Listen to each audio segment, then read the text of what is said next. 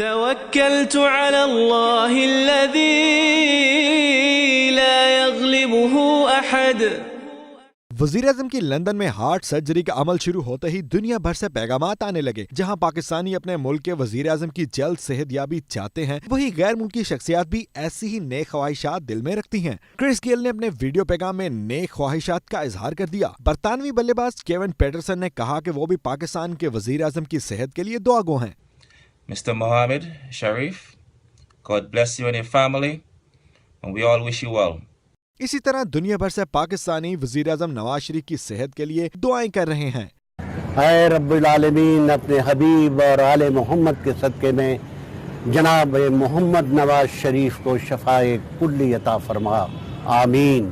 میاں صاحب کے لیے نیک خواہشات ہیں، اللہ ان کو جلدی صحت یاب کرے، اللہ ان کو اپنے حفظ و امان میں رکھے، ان کو اپنے بچوں کے سر پہ سلامت رکھے اور خیر خیریت سے اپنے وطن واپس آئے۔ دوسری جانب بھارتی وزیر اعظم سمیت کئی عالمی رہنماؤں نے بھی وزیر اعظم کی جلد صحت یابی کے لیے دعا کی ہے۔ سیاسی، سماجی، کھیل شعبے سمیت دیگر شعبوں سے تعلق رکھنے والے افراد کا کہنا ہے کہ اختلافات جیسے بھی ہوں، ملک کے سربراہ کی صحت سب کو پیاری ہے۔